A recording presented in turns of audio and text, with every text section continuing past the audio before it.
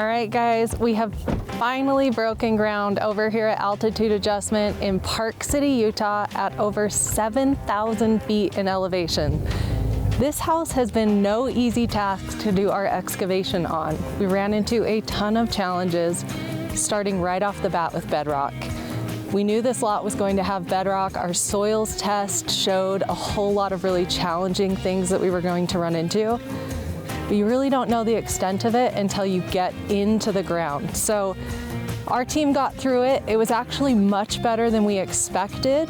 Our excavation originally was planned for 8 weeks and we cut it down to 3. So huge accomplishments to those guys. A lot of very, very cool things happening over here at the house. I can't wait to show you what's going on, so let's go check it out. Altitude Adjustment, a Build Original series, is brought to you by Builders First Source, Delta Millworks, Huber Engineered Woods, Hella, and RWC. Building a high-end home at high elevation in a very demanding environment. Every product we choose has to meet strict performance, code, and design standards. Zip system sheeting was a natural fit. It's a seamless integration into our wall assembly, which has been engineered not only for performance, but also seismic resilience. From energy efficiency to code complexity, Zip system allows us to check all of the boxes without adding extra trades or extra steps. Up top on our roof assembly, our Zip system sheeting allows for a quick dry-in, so we can be prepared even during some of Utah's most unpredictable weather. For our subfloor surface, we decided to go with the Advantech X Factor, along with the Advantech subfloor adhesive. Together, they deliver a solid floor with a squeak-free guarantee. All of these together are built to support some of our insane luxury finishes that you're going to see throughout the build here on Altitude Adjustment. The durable top layer on the Advantech X Factor allows for easy cleanup on the job. That's one of our most important things, is to make sure that we have a very clean and very safe job site for our team and our trades. In addition to that, the X Factor layer also allows for protection of the subfloor itself. So when we're framing throughout winter conditions, we're not going to be worried about a year down the road having buckled sheets coming together.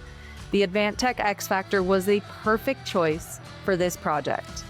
From top to bottom, these products are helping us build better, faster, and smarter, even in these really tough conditions. Visit huberwood.com to learn more about this full assembly and to find rebates to support your next build. Our total lot size on this project is actually just over 2 acres. But you'll notice we have everything kind of crammed in tight here with this little fence surrounding the property. The reason that we have to do that is because we have a maximum limit of disturbance that the city and also the community put regulations on. They really, really want you to keep all of the natural scrub oak, the trees, and try to not disrupt the habitat as much as possible. So they give you about a 10 to 12 foot boundary from the edge of the house to where you can actually work through. That poses a huge challenge for excavators, especially when they have these big, heavy machines out here. We dug this house with a John Deere 345, which is not a small machine. It's over 11 feet wide, so putting it through some of these LOD lines that are 10 feet was not gonna happen. So they kind of have to be strategic on how they're excavating. Make sure that they're excavating in areas first where they know that it's tight or they can't get a machine through, and then kind of work their way out. But the other big challenge we have with the LOD is, where does all this dirt go when we dig it out? You'll notice we don't have a lot of places to store dirt. So that means we're digging all the dirt out, and in our case, a lot of rock, and we're hauling it away. So haul off of your material is going to add a bid cost to this type of a project. Now, on a typical build in an area where we don't have an LOD fence, we can actually excavate and stockpile all of the dirt on site. but in this case, we're actually excavating and then hauling truckloads of dirt out. It's not the type of thing that you can just take to the dump and empty it there. You need to do one of two things. You either have to find somebody that needs dirt, and so you can haul your dirt to their property, or there are some areas that you can actually dump dirt, but it comes at a pretty big cost. So when we're talking about the overall excavation cost on a project like this, in a community that has regulations like this, the excavation is naturally just quite a bit more expensive, because we're now talking about hauling all that dirt away. But then what do we do when we have to come back to backfill all of this? We now have to buy dirt and haul it back. So there's kind of a little bit of a downside when you're building in a community with LOD regulations or limit of disturbance regulations.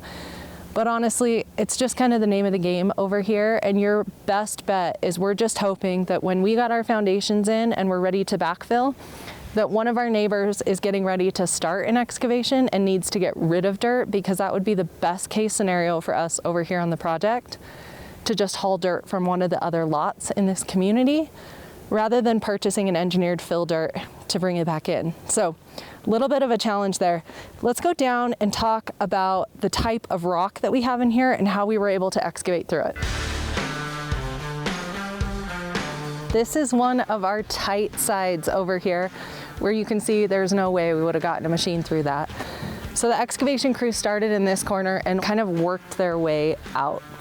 So let's talk a little bit about the geology of the area and how we got to the soil that we have here today and how we're going through it. All right, the soil here is filled with Precambrian sediments that came from various tectonic activity. So all of the Wasatch Mountains, what you see behind us, they were actually formed from a tectonic kind of shift in the plates and eruption that happened about 12 to 17 million years ago. So these have been around for a very, very long time. But the last big earthquake, or the last big shift that we had here in Utah that was significant, according to a soils engineer, was about 1100 years ago. So one of the things that we're always preparing for here in Utah is the big one. We all know that that big earthquake is coming at some point. And so that's something that these soils engineers keep in mind as they're doing this soils testing. So as they come through, we actually dug 3 different test pits across the footprint of the home. We'll dig these test pits down to a depth of where like a really small mini-X can get to when they hit bedrock. So in this case, our test pits were anywhere from 4 to 5 feet deep, so not very far down. As we start to dig through this, you're really going to start to notice the difference in the type of rock that we're building with. So we have a ton of granite, which is what I've got here, but we also have a lot of ore, volcanic ash, and also metal veins. So something really interesting about this area is Park City was a huge silver mine for a long, long time. And all of the tailings from the silver mine were dumped over the top of the mountain. So it's not uncommon for you to be over here looking through the dirt and find actually silver deposits. So kind of interesting and kind of cool. But it just means there is a lot of really funky stuff happening in this dirt. Our goal with the soils engineer is to make sure we have a really solid foundation for our footings to sit on top of. So once we get the house excavated, the soils engineer comes back out, and we just did this yesterday, and they'll come through and check and test everything that we've excavated to date. Their goal is to make sure that we have a solid foundation for the house to sit on. In the event that we do ever get the big one, the home is going to be solid and stable, and it's not something we're going to have to worry about. So as they come through and check the rock, they'll actually take samples with them back to a lab that they can do some testing on. And that's where our maximum allowable building pressure, our pounds per square foot, comes from for our concrete and our footings. So as we dig through the hole here on the lot, I want to talk to you a little bit about what's happening here across the footprint. The top 12 to 18 inches of soil on this property are a loose, sandy, little bit of clay topsoil. So it's just stuff that's been moved around throughout the years, whether it's from like mudslides or just loose stuff across the top. That's where this is coming from.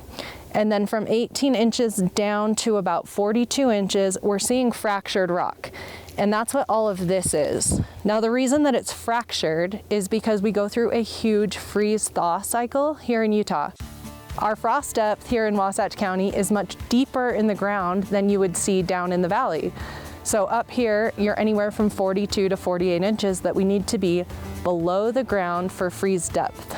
And you'll hear that term frost depth quite a bit. Now, on average in the valley, we can go down 3 feet and we'll be just fine.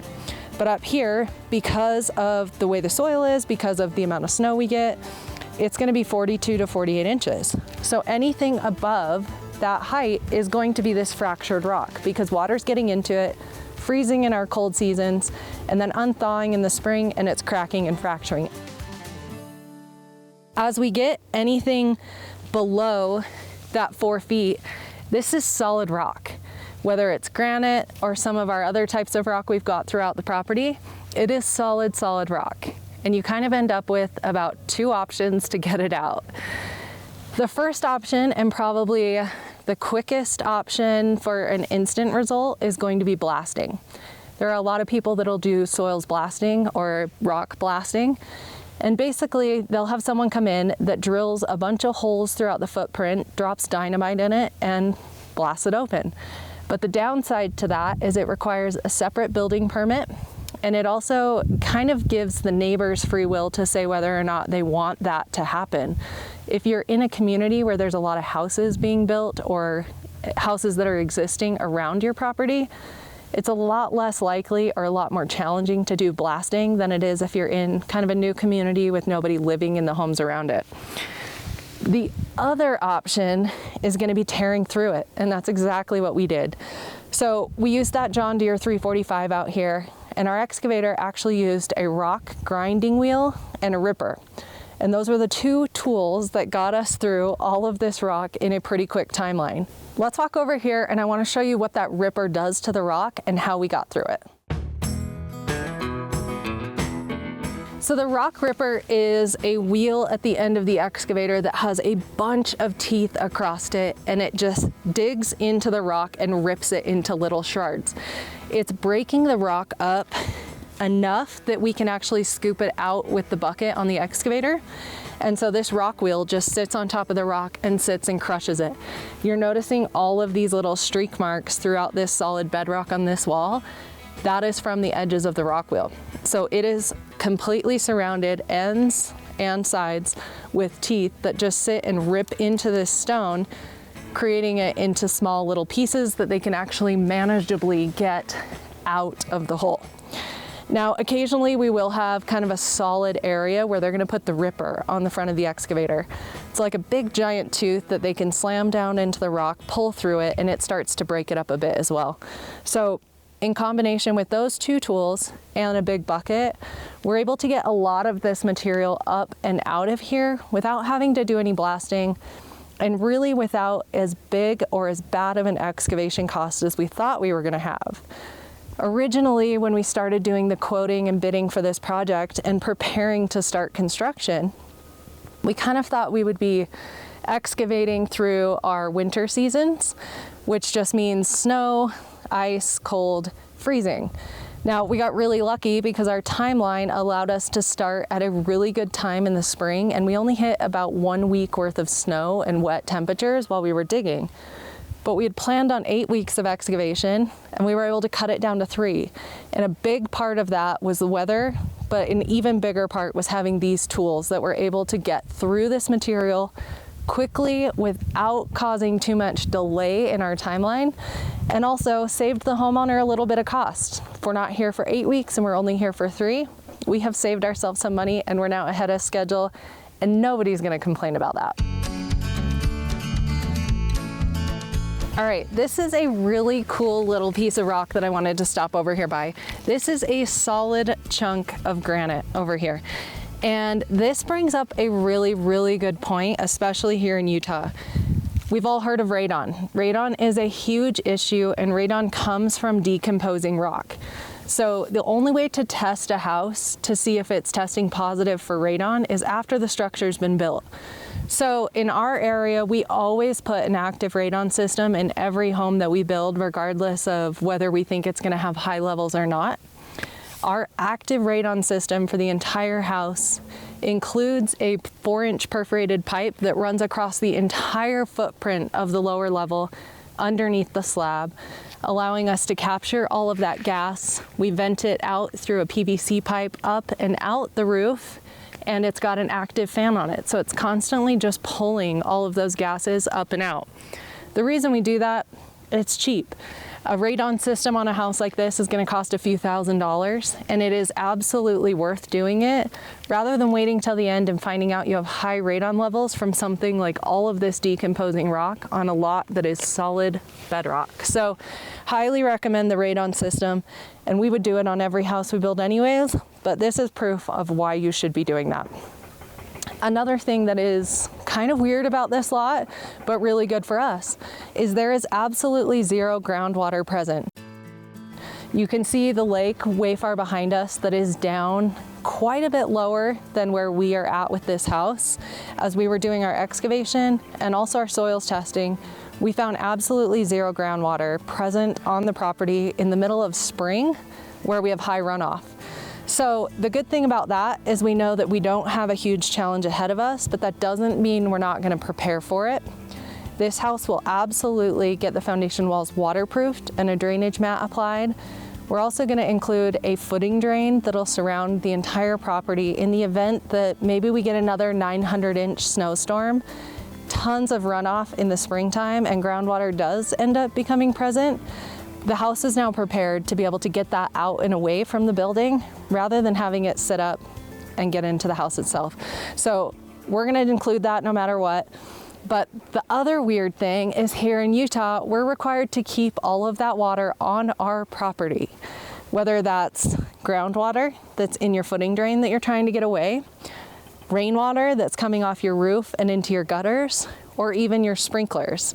Any of the water that comes from your house or your property has to stay on your property. So all of our properties that we're building are going to have detention basins, and these are just going to be underground rock basins with a place for a sump to go in the event that that water rises really high, and you can pump it and get it out. But we have to contain and collect all of that water. So we have 2 of those that are going to get constructed here on the property. The first one is down here in the corner.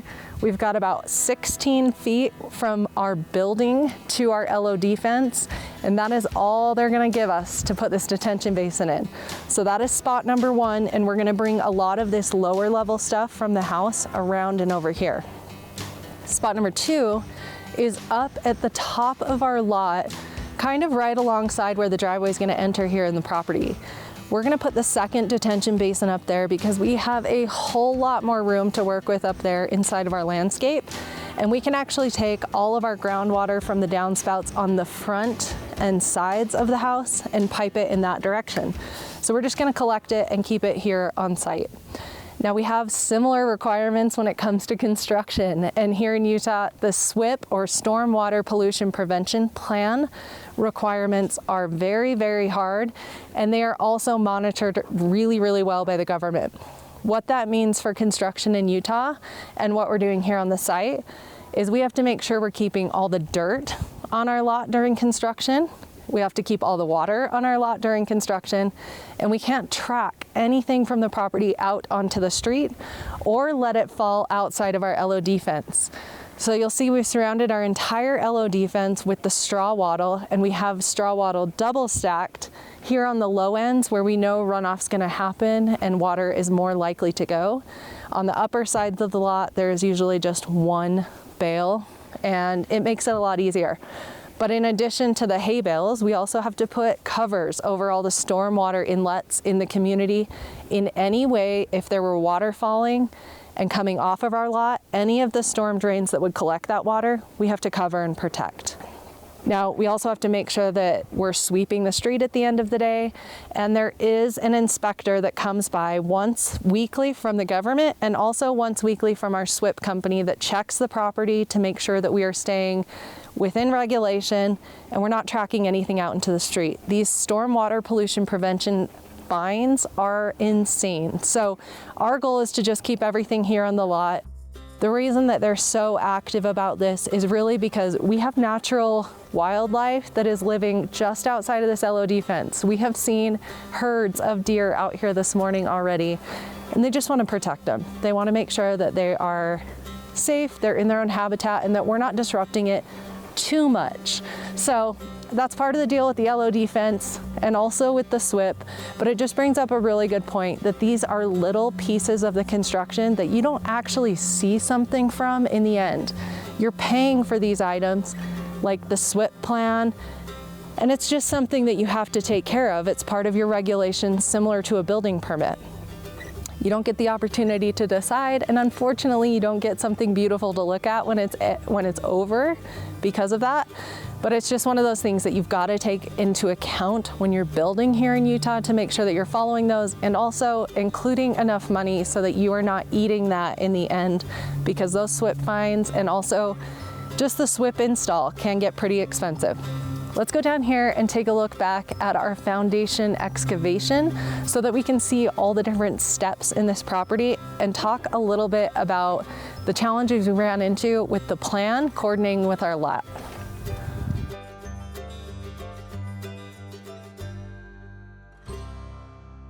As you can see, this lot has a huge slope to it, which presents quite a challenge, but it is something we knew ahead of time. So we have our surveys done before we ever start doing our architectural plan set. And that really helps us design the house in a way that it follows the grade of the natural land. Now, this lot in particular has a little bit of challenges that we didn't actually expect. So the architect had the survey done ahead of time. They designed the plans to fit the lot, but didn't quite account for all of our frost depth. So when we look at the plan compared to the slope of our lot, we had footings floating almost 8 feet out of the ground. So as a builder, we kind of had to go through and figure out, one, where does our grade match these footings? Meaning if we have a footing floating 8 feet out of the ground, we have to come down at least 8 feet to hit natural grade. But we got to go down another 4 feet so that we can get to frost depth. So we're now making a change of over 12 feet in foundation wall height in order to get under frost depth and in the ground here on the lot. So it's a big difference compared to the plans. As you can see, we've got almost 8 different foundation step heights. And what that is the bottom of the footing. So meaning the bottom of the footing going below our frost depth. So as the lot slopes back up to the driveway, the footings get raised back up. As the lot continues to slope down, our footings get deeper so that we're below that frost depth. This is our very last footing out here on the house, and it is a huge retaining wall that actually holds our infinity edge pool that overlooks the amazing lake. So these footings are gigantic, big monster footings. So we adjust the plans, we come through, the excavator is digging this while we're making these decisions on the fly. And one of the really cool things about the way they do excavation today is it's all done by GPS. So instead of getting out with a transit and actually having multiple people on the ground telling you how deep you need to go, all the new machines are equipped with GPS that actually beeps when the bucket is to the depth that it's supposed to be. You still have other people on site, so you have a second set of eyes while you're working, but the GPS makes this a whole lot more accurate than it would be how we used to do it. So we're digging all of this through GPS. We've got multiple footing steps in. We've got our depth all the way down to frost depth. Now what do? Our plans have changed significantly from the plan set to what we're doing today.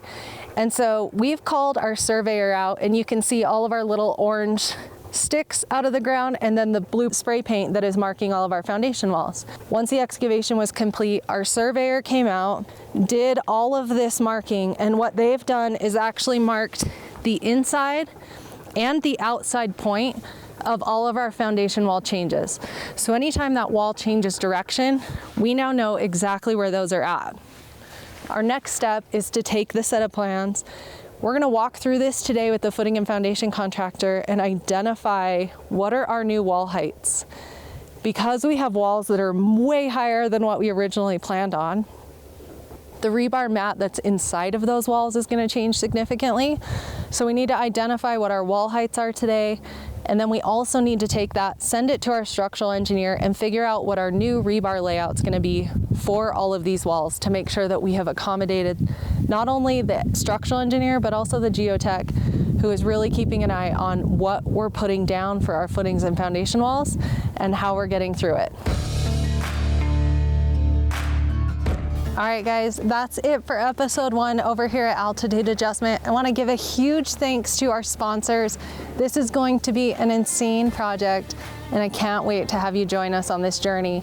Stay tuned because we have a bunch more content coming up, lots of brand new products, cool building techniques, and you'll probably even get to see a glimpse into some of my challenges that we face over here on this job.